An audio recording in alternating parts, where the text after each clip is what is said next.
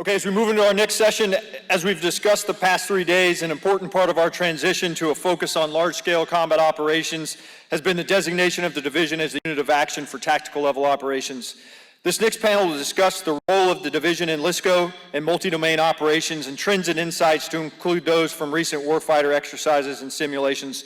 On the panel today, we have Major General Eisenhower, the Commanding General of the 1st Armored Division, and prior to that, the Commander of the Multi-Domain Task Force at JBLM. Next, we have Major General McCreary, the Commanding General of the Aviation Center of Excellence, and finally, Colonel Babich, who has been on the stage before to help moderate our Army 2030 panel. Colonel Babich is the current commander of the Mission Command Training Program and responsible for running our Corps and Division Warfighter Exercises. We will begin with presentations from each of our panelists, starting with Colonel Babich, then Major General Eisenhower, and finally, Major General McCreary. With time remaining, we'll conduct questions and answers. Ladies and gentlemen, please help me in welcoming our panelists.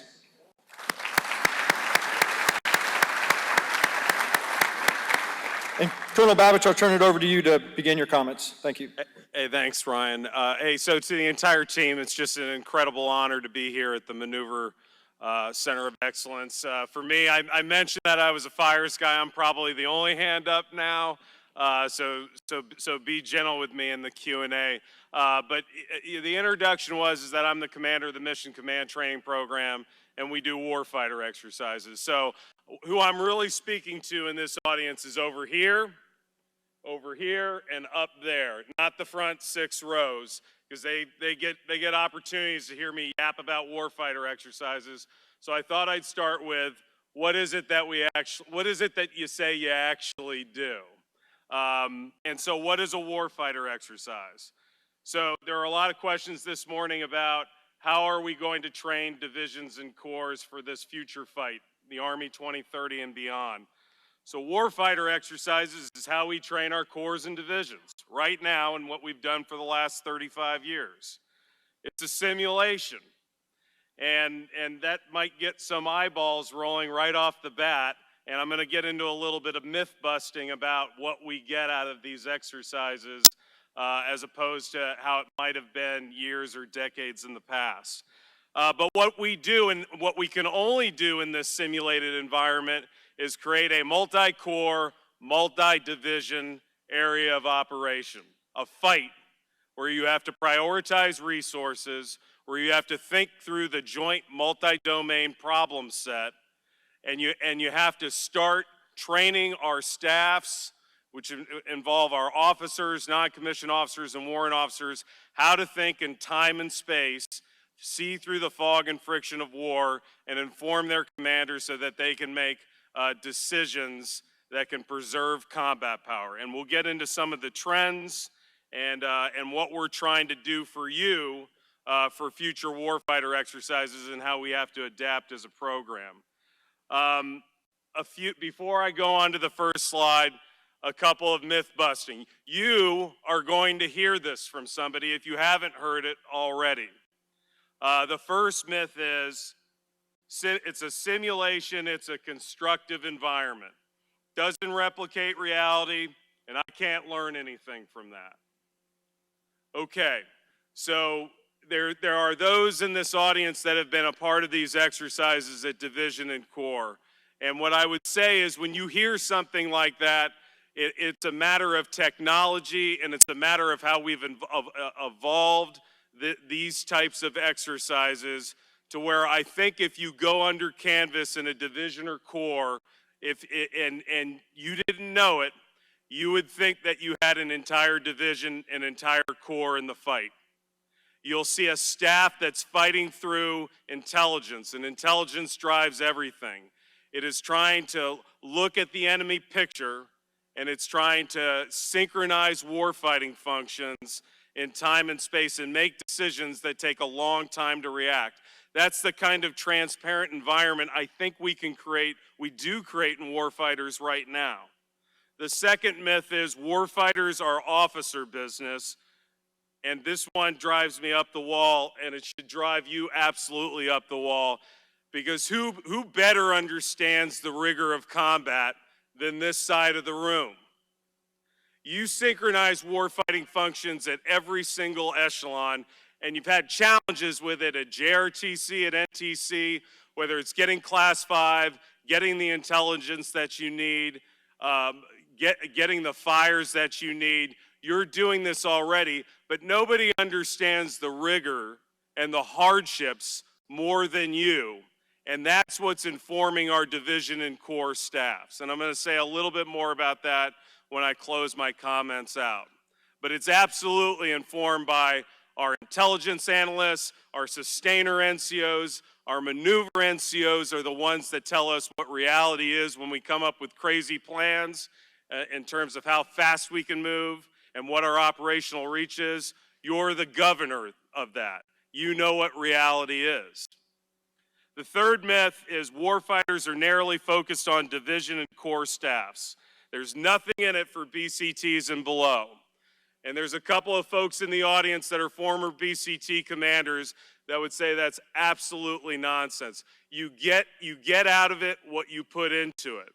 If you put in your BCT staffs, if you put in your battalion staffs, if you take that all the way down to the operators and the platoon leaders, we are stealing readiness.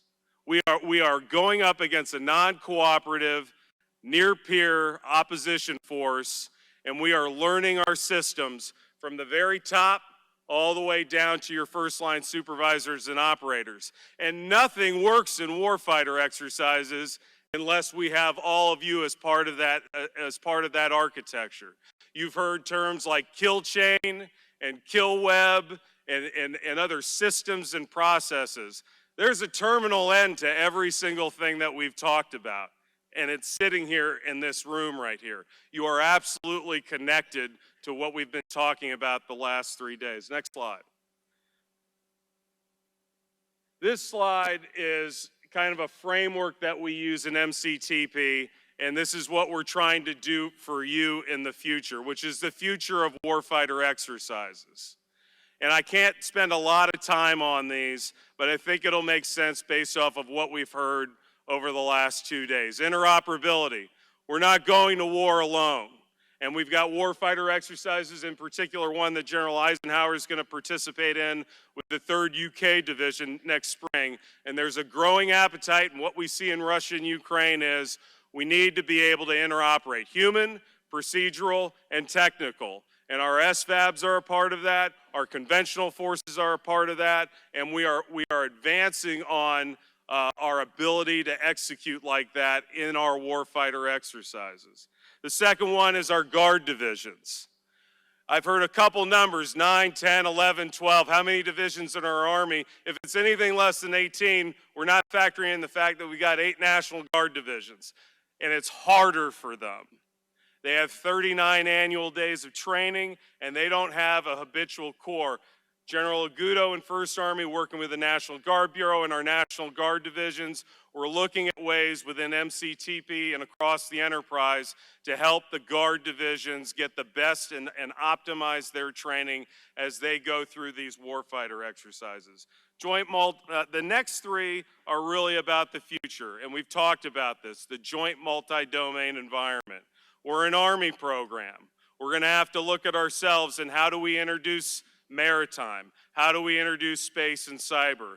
In 3 weeks, USERPAC, 1st Corps, 4th ID, and 25th ID will execute the first Pacific Warfighter exercise.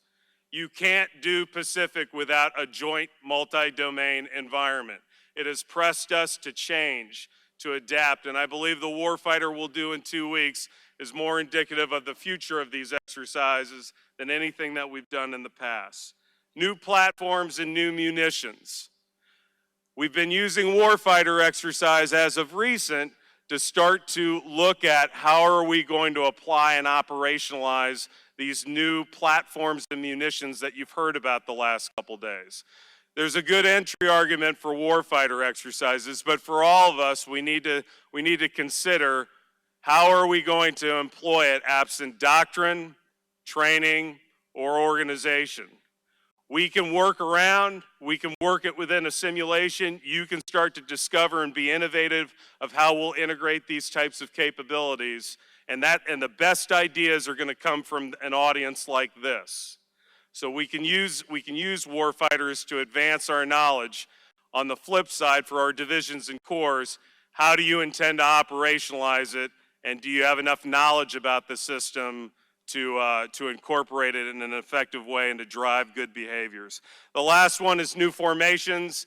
If you were, General Costanza talked about the first JWA done in a warfighter. We looked at a heavy division reinforced, and we learned a lot.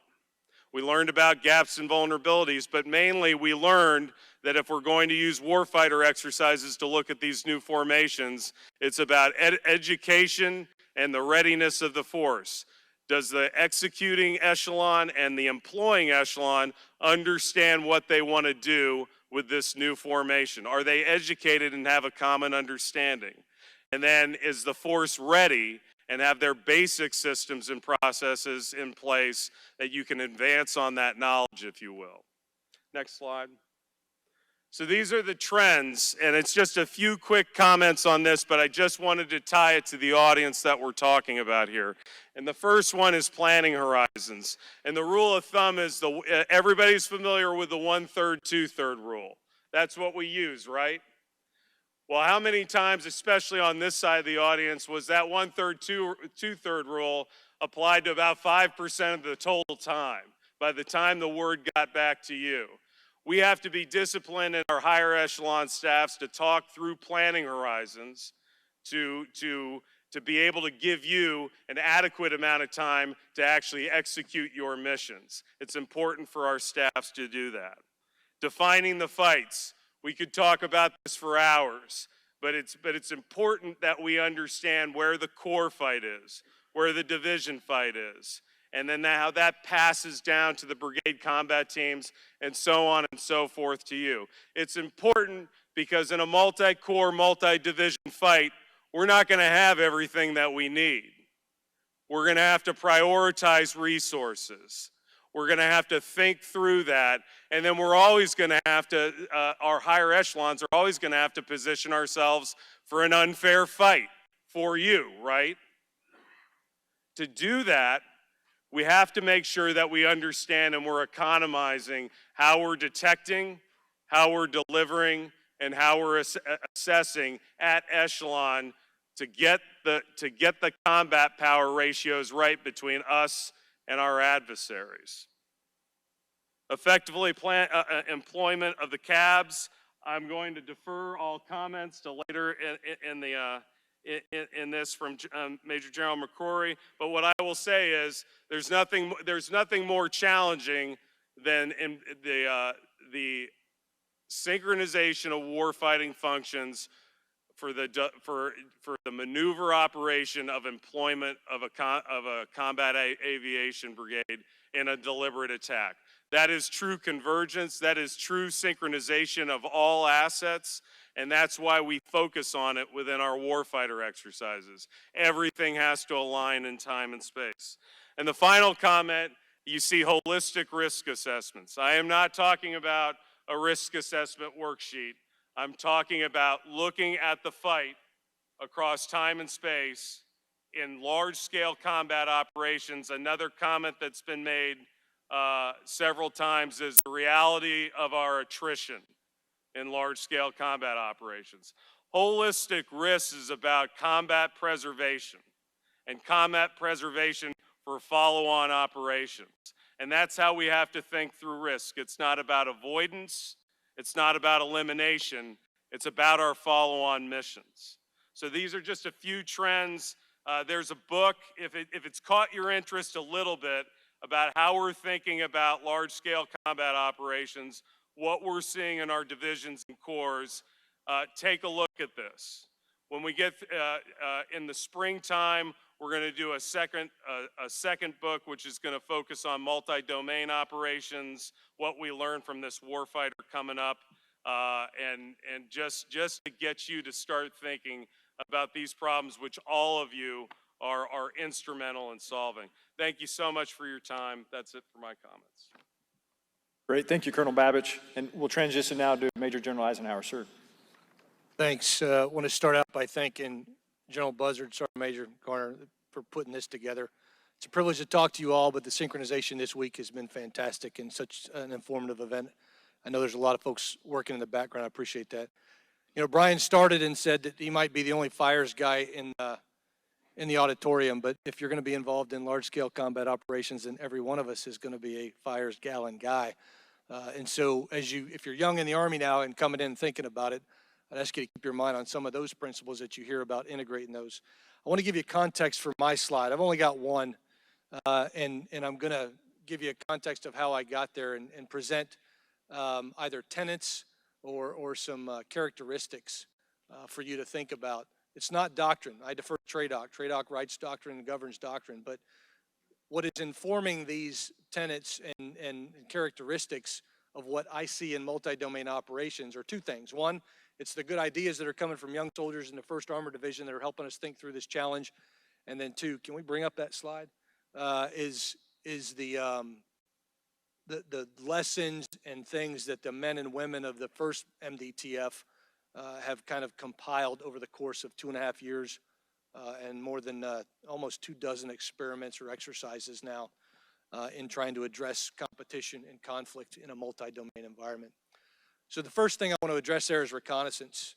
And some of the things we've worked on as our division main has just come out of the National Training Center, where we set up 3 CPs of the doctrinal 5. We had a TAC, a main, and an RCP. And in a realization of how we must change is the first thing I want to address is reconnaissance. The first is we all have to find a way to integrate non-standard ISR.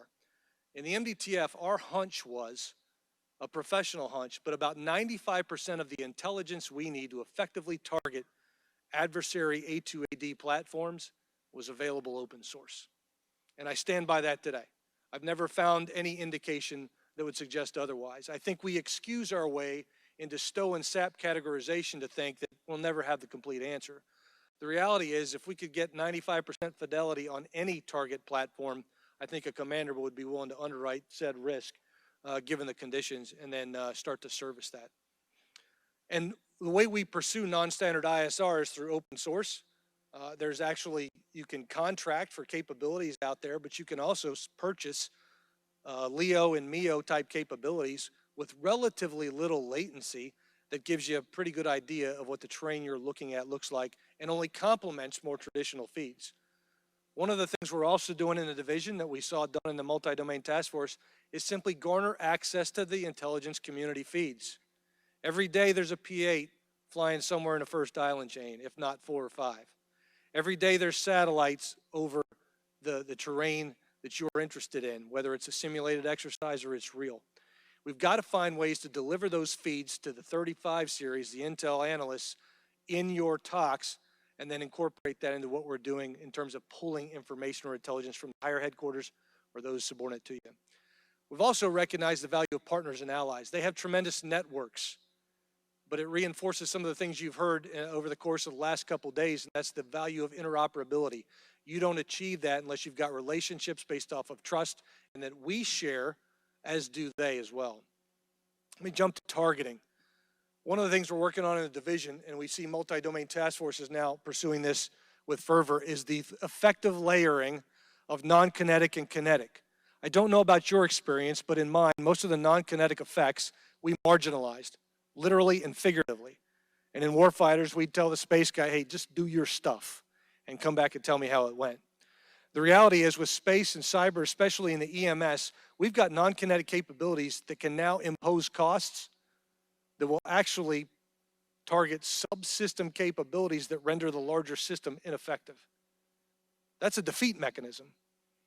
And so what we've learned, we saw it in the JSOC community, is that if you juxtapose those two folks and start to treat them with similar emphasis or importance, you're going to see exponential change in how you can target. So we work to layer non-kinetic and kinetic, not just rely on a traditional kinetic system.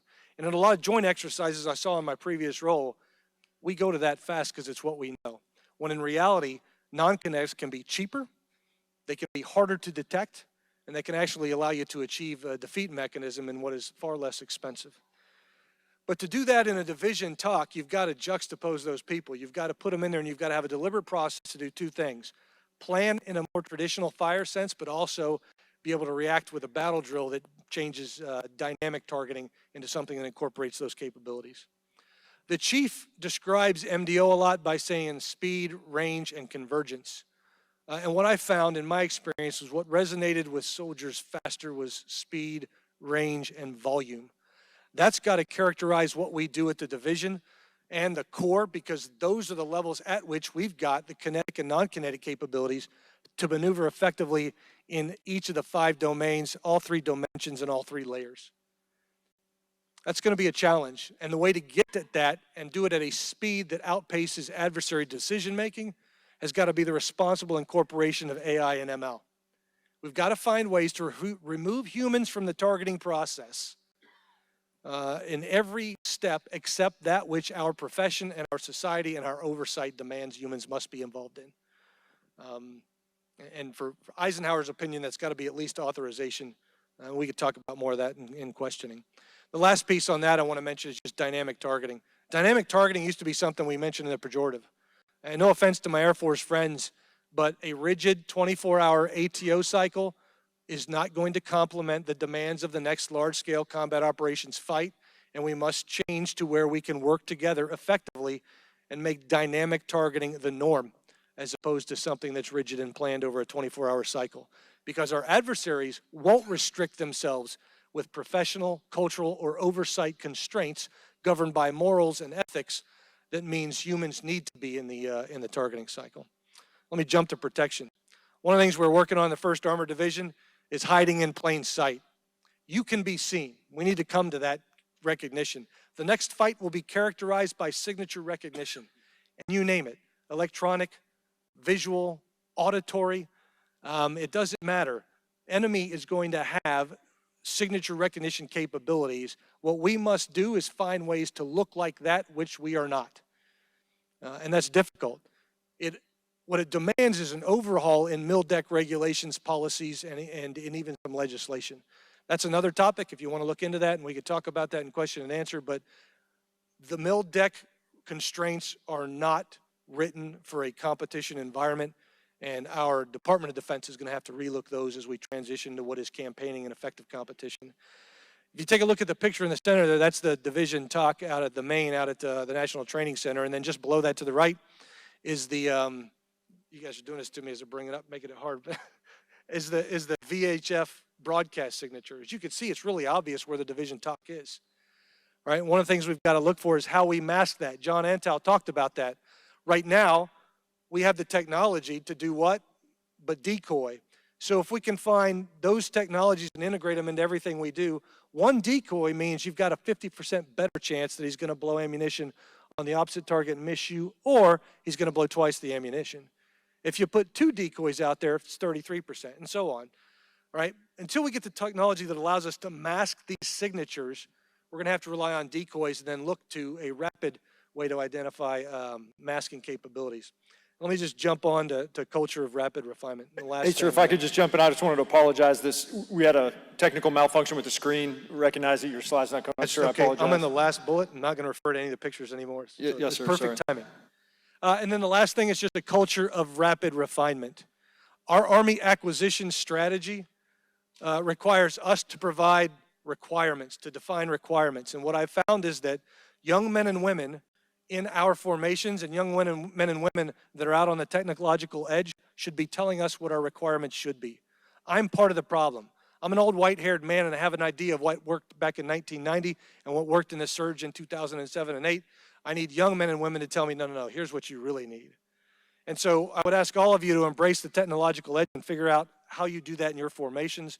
That's what we're trying to do, is asking and soliciting the opinions of young men and women on how to do that. The other thing I'll bring up too is constant iteration.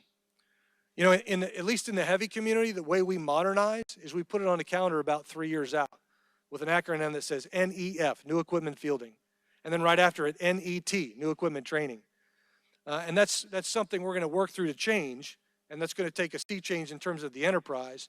But another part of that is when we write contractual requirements, we can't be satisfied with a contractor that says, I got your back, I'm going to come and refine it, we'll rewrite code every 6 months. Because the adversary will outpace us in their effort to iterate.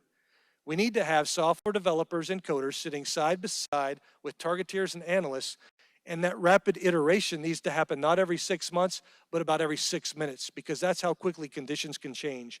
And we must modify our algorithms and the way our systems and processes function in light of those changes to ultimately get us to a point where we're outpacing adversary decision making. Thanks. I look forward to your questions, Mac. Sure, thank you, and we'll turn it over to Major General McCurry. Thank you. Hey, good afternoon, everyone. Major General Mac McCurry, Commanding General Fort Rucker, and thanks to General Buzzard and Sergeant Major Garner for having us here. Appreciate the teamwork. You know, I think for the ground maneuver crowd here, left, right, and up above here, really critical to point out air-ground integration starts with relationships and habitual training. And so, you know, as I look out at the front couple rows here, I've got Major General Scott Nauman, I got Major General Buzzard, I've got Brigadier General Felty over here, and I've got Major General Eisenhower.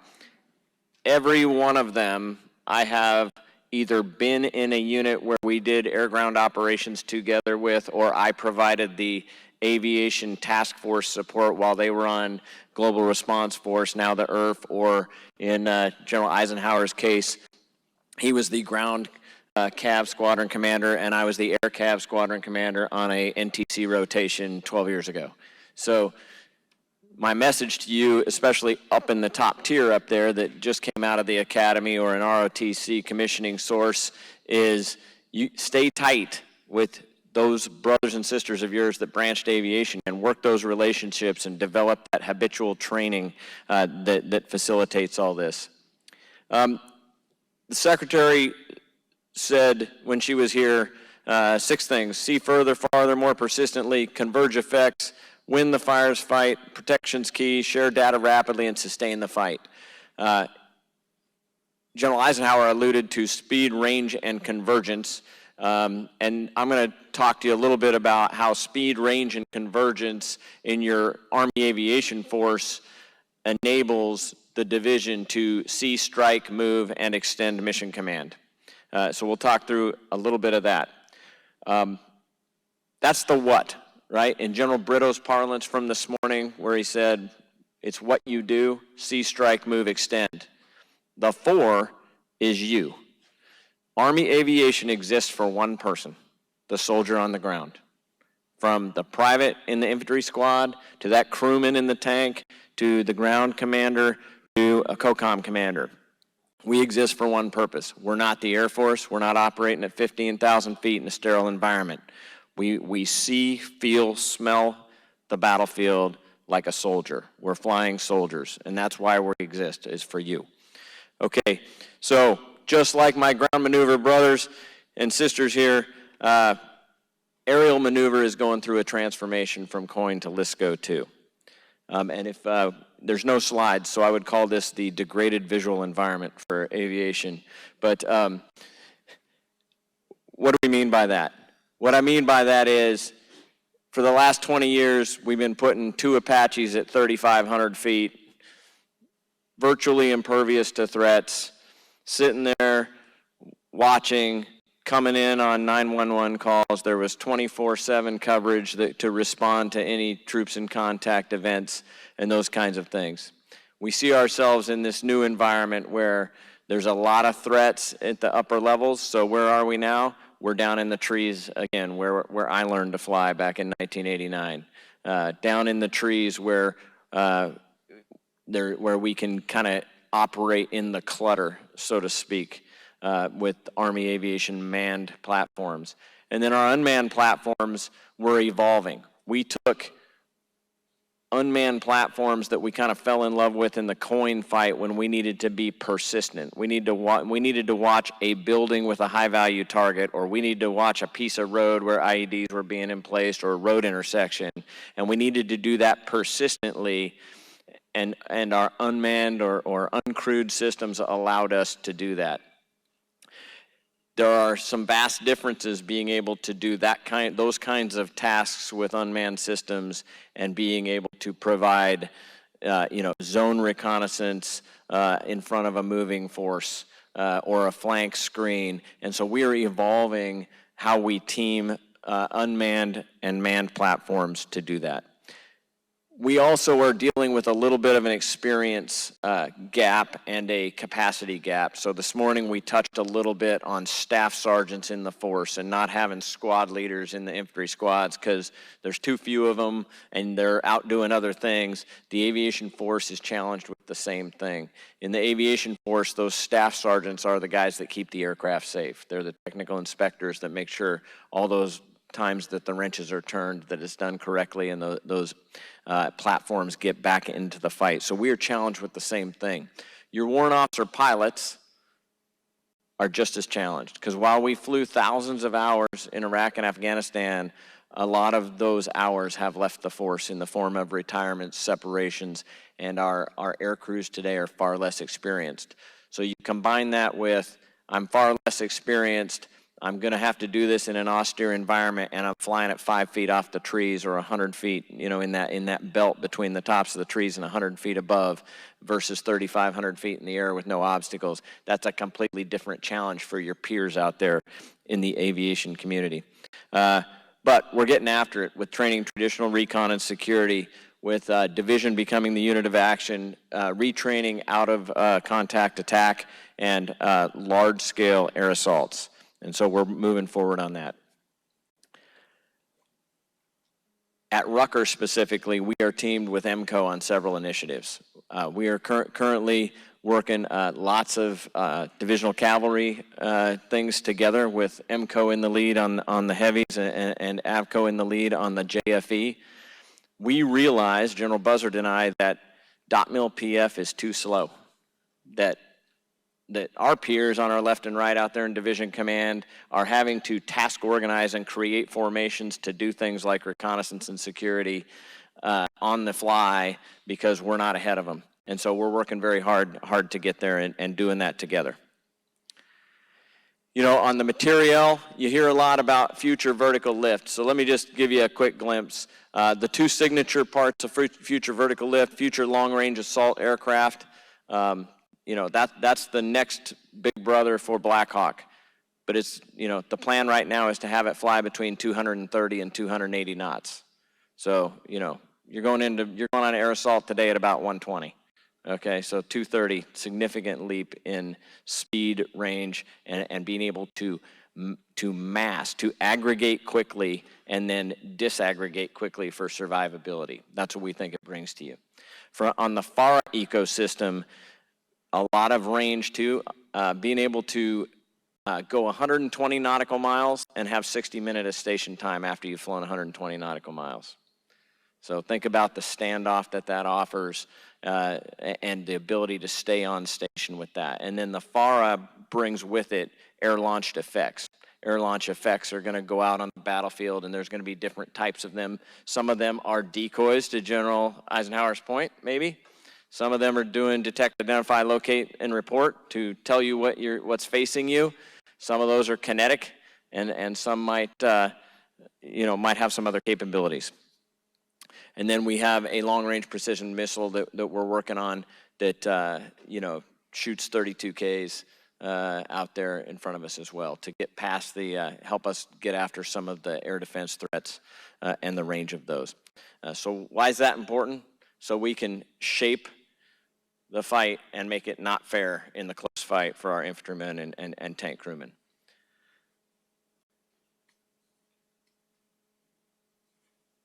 I think for next, I'll skip this next piece till we get to questions. I'll talk a little bit about division employment. So, at CAC we're working a lot with Colonel Babich and the CAC commander on division fighting and what capabilities can we offer the division as it becomes the unit of action, and bringing back the CAB and the DIVARTY as kind of the two hammers that go along with the close fight BCTs to shape the fight forward of those BCTs or provide security on the flanks. And so we're re-energizing those things. When we talk out of contact attack with aviation deep, that requires a massive amount of synchronization of assets.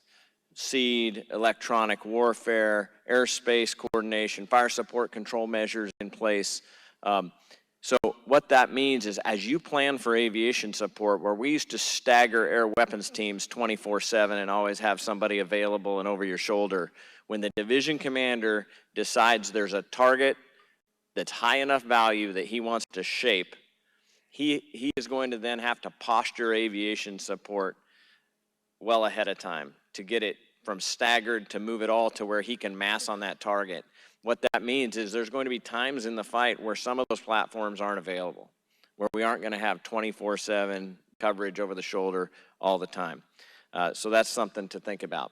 And then with our Gray Eagle platforms, we frequently see at the warfighters a tug of war between information gathering, ISR and strike. And so a key thing for our divisions to balance is how do we make sure that the G2 is getting what they need to build the picture while we link a sensor to a shooter and are able to quickly strike targets of opportunity.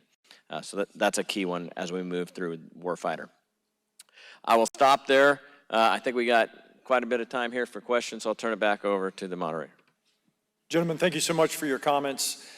We will now open it up for questions from the audience. And again, please raise your hand and a paddle will come to your location. I'll start out with the first question, and I'm taking, kind of cobbling together some questions I was getting in the virtual realm, and it had to do with capabilities missing from the division structure right now. So what capabilities is the division lacking now, or as you anticipate what it will need in Army 2030? And specifically mentioned in the virtual question was ground reconnaissance, but I'm sure there might be others. I could take an hour to answer what capabilities are missing in a division right now, because I'd like a lot of them.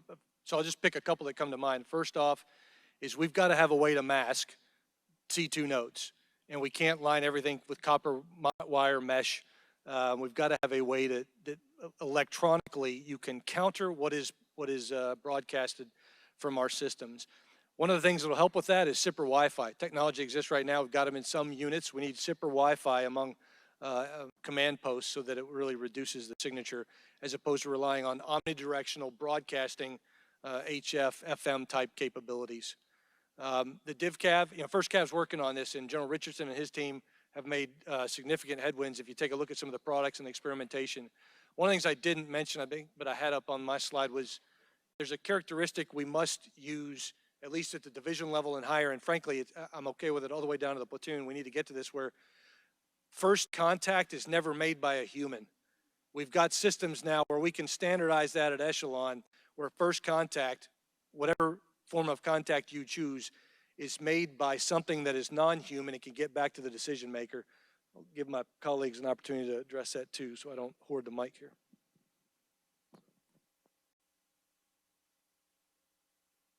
So completely agree with everything General Eisenhower said. And in addition, from the CAB perspective and how we enable the division,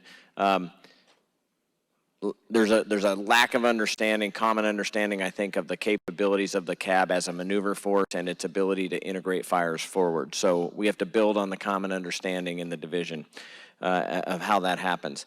And then, these type of shaping operations take intense planning. We have not resourced, as the SRC owner for 15 series, we have not resourced the division with the proper planning apparatus to really get after doing that. What we've forced division commanders to do is choose between having manned BAEs in their BCTs or having a manned G3 Air that can really work with the 5 and the FUOPs and put some of this stuff together. So we owe you that. And then I think, I already alluded to it earlier, but it may not be a divisional cavalry squadron that looks like it looked like when I served in it, but we owe a reconnaissance and security formation of some type to the division commander. Okay, paddle number 3, please. Good afternoon, gentlemen. Captain Chris Wilson, MCCC. With regard to multi-domain operations, how does the Army envision manned to unmanned platform teaming in the future fight? Thank you. question was about how we envision MUM-T? Manned, unmanned teaming? Yeah, okay. Well, it'll be part and parcel. That's kind of what my last comment was about, is that we've got to figure out how to do that well so that first contact's not human, and then it gives you an advantage so that we can ostensibly have first strike capability every time there's subsequent contact. But there's also an aspect where it's not just about direct fire contact, but in planning. We need to start asking questions about how we use AI and ML, how we can use software that helps us truncate the MDMP. That's probably going to resonate with you all. But the reality is we still have many processes that we just keep human, and we've got software now that can take some of that off of our tired, wet, hungry, and angry leaders and at least simplify it with a risk probability or a confidence probability that commanders can then incorporate into their decision making. Yeah, I think we have evolved MUM-T a lot. So when it first came out, we talked manned-unmanned teaming, and it was like one UAS and one guy in the front of an Apache, right? Completely agree with first principles first. First principle first being, you know, unmanned contact first, whether that is Gray Eagle, whether that is an ALE, an air-launched effect that I described earlier coming out of FARA, or whether that is some of your future tactical UAS that is the replacement for Shadow, that is not bound to a runway or a strip, that's vertical takeoff, that's able to be controlled without a control station, you know, think tablet, and you get those kinds of capabilities. Then because the next iteration of manned-unmanned teaming is not unmanned aircraft with manned aircraft, it's unmanned aircraft with whatever soldier needs that information, whether it's in a command post or it's the squad leader out there forward. That's the next generation. I also think that we need, part of that is using these UASs to extend the network. We have to be able to extend the network to make that information available to who needs it. That enables us a couple things. It enables us to place the information into the decision maker's hand. It also enables us to have the right shooter for that target instead of just a shooter linked to that sensor. And then to General Eisenhower's point, you know, I talk about this AI ML aspect as a path to autonomy. So there are things that we can do today that we couldn't do 10 years ago when we started bringing, you know, robust UAS into the force. That's going to continue to evolve. There's a path to autonomy, and we need to use machine learning and those things to off-burden our air crews and our manned platforms so that they can then use this unmanned teaming to greater effect because they're not so worried about maybe some of those routine aircrew tasks that machine learning can handle for them. Thank you, gentlemen. We'll go to panel 2, please. Second Lieutenant Hickey, Bullock. I had the opportunity to talk to a air battle manager a while back, and she explained to me that they had an information overload with their ISR assets, so they could give grids for any moving vehicle in the country the size of Iraq-ish. But that wasn't being translated down below battalion at all. In the future, as a future platoon leader, how can I get that to my troops? Information that I'm not getting from higher.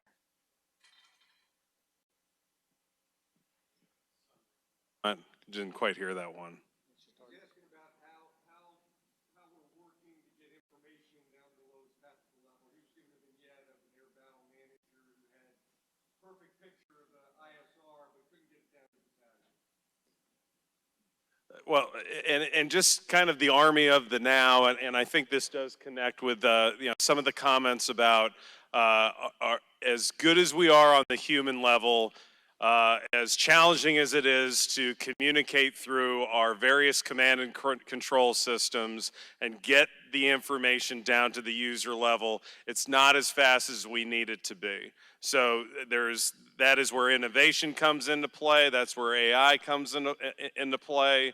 And how do you get that information and work that? But back to the warfighter scenario, we have the Army that we have right now. And one of the ways, until we have those innovations, it is that multi-echelon training. It is that how do you connect at echelon, who needs to know how that SOP works from division to brigade, down to battalion, so on and so forth. And a lot of times what we're seeing in exercises is that it's only trained and rehearsed to a certain level. And you lose that fidelity in training, you're going to lose that system when you actually have to do this for real. So just an observation from exercises with the equipment that we have now. Okay, great, thank you. I have an online question here that I'll distill down. Colonel Babish, this may be best for you, but I'll open it up to the panel. It has to do with interoperability at the division level and some of the techniques and procedures you're seeing that are most effective to achieve multinational interoperability.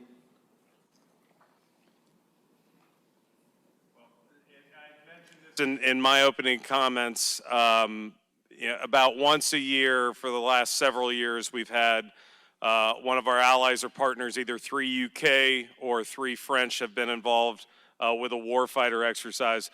I see it as 2 tracks. One is the last couple of years, we've spent an enormous amount of energy and resources within our divisions and corps to stand up what we call a mission partner environment, and we come up with these cross-domain solutions. So how do you communicate intelligence to our allies and partners? How do you communicate artillery data so that you can shoot and communicate amongst our allies and partners? What we're striving to do, and in the warfighter that General Eisenhower will be involved with next spring, is take that mission partner environment and make it persistent. They have something like this downrange right now, but we need to improve upon it, and it needs to be just a part of our training strategies, not just for 1 or 2 warfighters a year, but we are constantly refining how we're communicating. So that's just some of the things that we're doing right now, and kind of the direction that we see we're going. After next year, it'll be a partner every year to multiple partners and multiple exercises. Every one we get better at interoperability, human, procedural, and technical. This might sound trite, but after doing the last, I think, 5 or 6 exercises of the first MDTF with partners and allies, you just have to do it. We're not going to figure it out if we sit around studying. You've got to force the discussions and recognize the specifics to condition FDOs all the way through commanders to understand the risk, identify who can responsibly share information. But until you sit side by side with them and do it and try to fight, well, we're just talking. Gentlemen, thank you. We'll go to paddle 3, please. Afternoon, gentlemen. Captain Cheney, MCCC. What changes at the division and below levels will we have to implement to combat the sustainment threat due to EW as it pertains to parts ordering when we become so reliant on GCS Army in order to sustain the ABCT fight?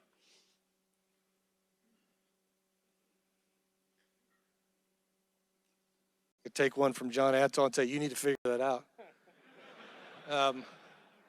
I will just address it this way. From what I could understand of your question, it's not your fault. It's just kind of weird right here, but we can't rely on satellite communications. Our assumption needs to be we're going to lose satellite comms at the initiation of hostilities. And so what we've got to create is a terrestrial, it can be aerial layer, but a terrestrial layer that allows us to then take advantage of redundant communications. We start to see experimentation right now with high altitude balloons, but we've got to get to a point with high altitude, long duration, solar powered UAS that allows us to create that, because that provides quite a targeting dilemma to the PRC or the Russians. They've got to use a multi-million-dollar anti-satellite system to take down what costs us tens of thousands to put up at about 60 to 70,000 feet. That's the way I think we get at it, but our reliance on satellite leaves us really vulnerable to your quite appropriate question about sustainment capes and how we track that. Right. Gentlemen, we're going to need to do ladies and gentlemen, we're going to need to do a 10-minute reset in order to stay on time. We're going to conclude the panel here. Gentlemen, I'll give it back to you for any closing comments that you'd have.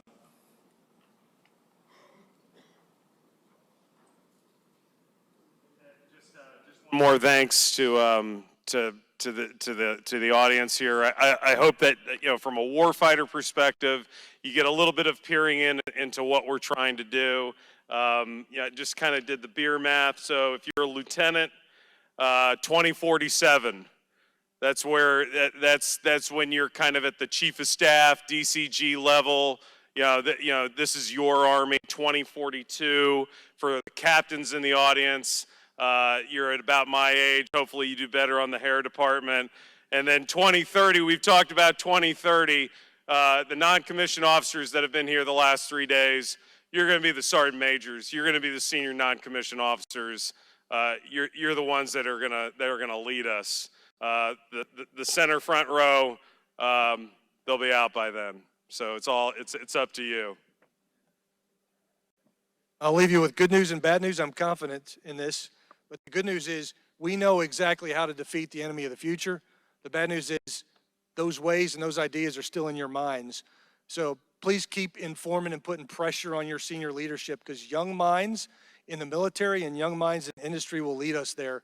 You just need to don't quit giving us these ideas and force us to transition to a culture where we can iterate rapidly and then outpace enemy decision making. Thanks. Yeah, I thought Colonel Babbage's point about the Army, I got in the Army in 1986, so that tells some of you guys out there where you'll be here in a while. Hey, I'm going to hit what I hit at the beginning, relationships. So Army Aviation has a sacred trust with you that we will not break. When you need to know what's over the next terrain feature, we want to be the one to tell you. When you need to be put in a position of relative advantage, we're going to put you there. When you need a little bit extra firepower, we're going to bring it. And if you're wounded on the battlefield, we're coming to get you. Above the best. Gentlemen, thank you so much for your insightful comments.